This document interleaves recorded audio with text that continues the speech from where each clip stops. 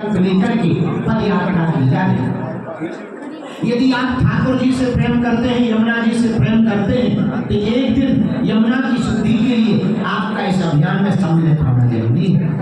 तीसरी बात, पदयात्रा का रजिस्ट्रेशन। दूसरी बात, पदयात्रा का रजिस्ट्रेशन ऑनलाइन और ऑफलाइन दोनों होगा। ऑफलाइन बागेश्वर धाम के कार्यालय पर, दिल्ली के कात्यायनी माता मंदिर में बागेश्वर धाम का अस्थायी कार्यालय बना एवं वृंदावन में भी बना, वहां पर कर सकते। ऑनलाइन के लिए अभी 2 मिनट में QR कोड आज जारी किया जा रहा है। QR कोड जैसे ही आप QR कोड पर आप गूगल में जाकर स्कैन करेंगे, पूरी जानकारी मांगी जाएगी। आप अपना नाम, आधार कार्ड, मोबाइल नंबर, अपनी आयु उसमें लिख दें। आपको आपके मोबाइल पर ही सक्सेसफुल का मैसेज आएगा। उस मैसेज को कार्यालय में दिखाकर आप अपना कार्ड प्राप्त कर पाएंगे, ताकि हम ये निश्चित कर सकें कितने लोग हैं, हम ये निश्चित कर सकें हमारी पदयात्रा में कौन आ रहा, हम ये निश्चित कर सकें कि कोई संदिग्ध तो नहीं है। फिर भी ऑफिशियली भी आप रजिस्ट्रेशन करवा सकते हैं। ये पदयात्रा के 10 पड़ाव हैं, 9 दिन है, 9 पड़ाव है, 10 दिन है, 9 रातें हैं। पहला स्थान दिल्ली के कात्यायनी माता मंदिर से गिरखोद मंदिर पहुंचेगी, मेडिकल कॉलेज के पास चलित भोजन लेंगे, दशहरा मैदान में रात्रि विश्राम दूसरे दिन करेंगे, बल्लभगढ़ मंडी में तीसरे दिन दोपहर का भोजन करेंगे, रात्रि विश्राम सीकरी में करेंगे, पृथला में लूथरा जी की भूमि पर दोपहर का भोजन करेंगे, रात्रि विश्राम 10/11/2025 को सेकेंडरी स्कूल पलवल में करेंगे, दोपहर का भोजन पलवल शुगर मिल में 11 तारीख को करेंगे, रात्रि विश्राम 11/11/2025 को मित्रोल प्रधान जी की भूमि पर करेंगे, दोपहर का भोजन 12 तारीख को बंचारी JBM में करेंगे और रात्रि विश्राम 12/11/2025 को होडल मंडी में करेंगे। दोपहर का भोजन कोट फन बॉर्डर सेल टैक्स के पास 13 तारीख को करेंगे, कोसी मंडी में 13/11/2025 को रात्रि विश्राम करेंगे। दोपहर का भोजन बैकमेड इंडस्ट्री के सामने 14 तारीख को करेंगे, रात्रि का विश्राम गुप्ता रेजिडेंसी 14/11/2025 को करेंगे। दोपहर का भोजन यादव हरियाणा ढाबा वालों के पास में 15 तारीख को करेंगे, रात्रि विश्राम या तो छठी कड़ा के पास या राधा गोविंद जी मंदिर के पास करेंगे। इसकी सूचना भी एन मौके पर 1-2 दिन पहले पदयात्रा के प्रारंभ होने के पहले प्लस माइनस करके बता दी जाए।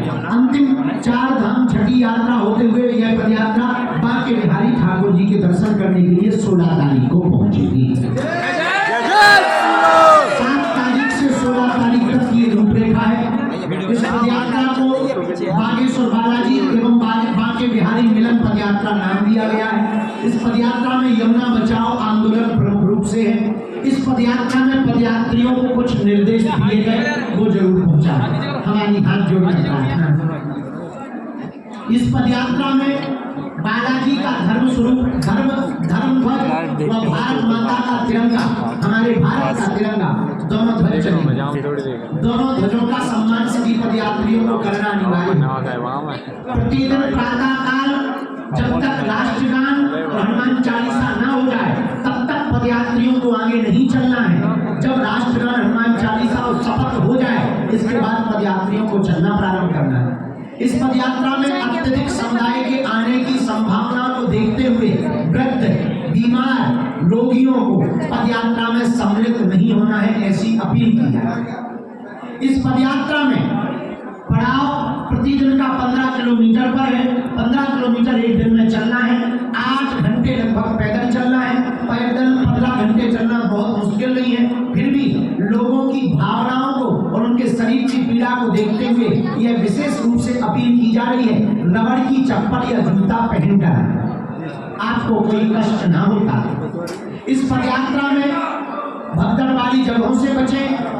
रास्ते में दूसरे मजहब के मिलने वाले जितने भी स्थान हैं उनका सम्मान रखना हम सबका दायित्व है। हमें किसी भी प्रकार से हुक्कड़बाजी, किसी भी प्रकार से पथराव, किसी भी प्रकार से किसी भी मजहब के स्थानों पर हमें किसी भी प्रकार से कोई उपद्रव नहीं करना है। यदि आप उपद्रव करते हैं तो आप हमारे पदयात्री नहीं हैं, हमारी आज्ञा, क्योंकि सबकी भावनाओं का सम्मान करना हम सबका दायित्व है। हम सब वैचारिक यात्रा निकाल रहे हैं, ना कि कोई राजनीतिक यात्रा।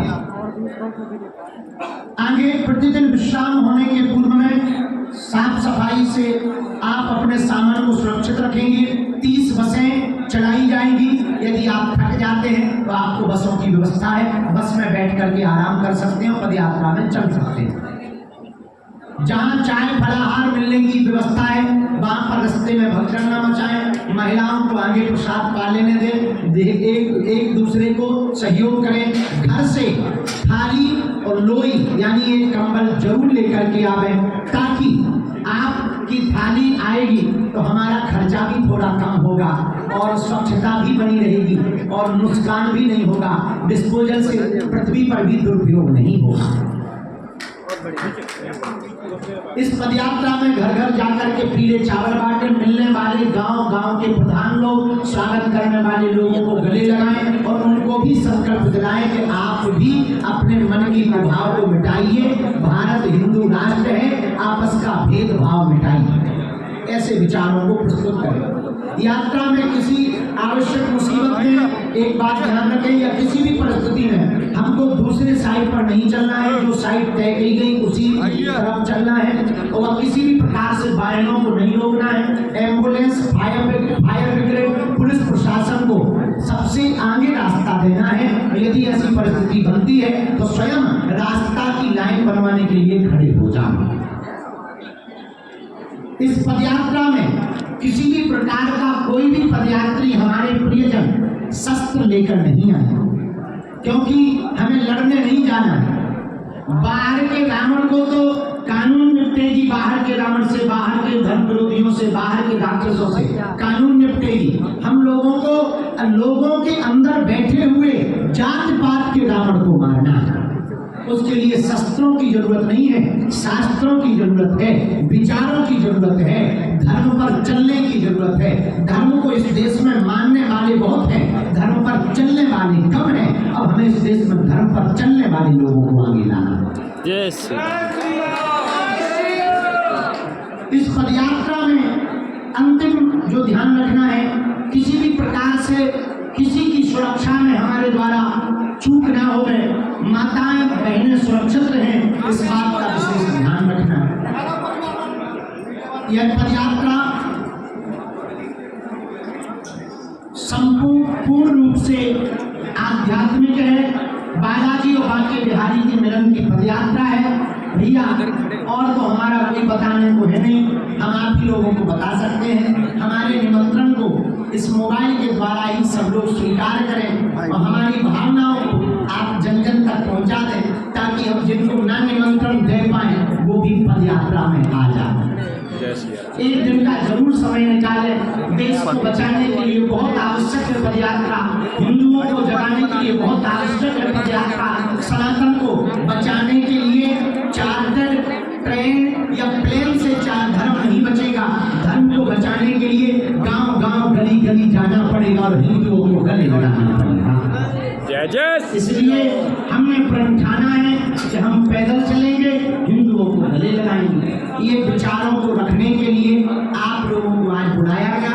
हम लोग, यदि आप लोग बहुत शालीनता के साथ इन बातों को मानेंगे तो हम 6 महीने में आपके प्रश्न हमारे उत्तर मीडिया मंथन के द्वारा, इस मंच से आपके प्रश्न हमारे उत्तर, आज भी आपको प्रश्न करने का मौका दिया जाएगा, लेकिन पहली शर्त है सब बैठ जाए।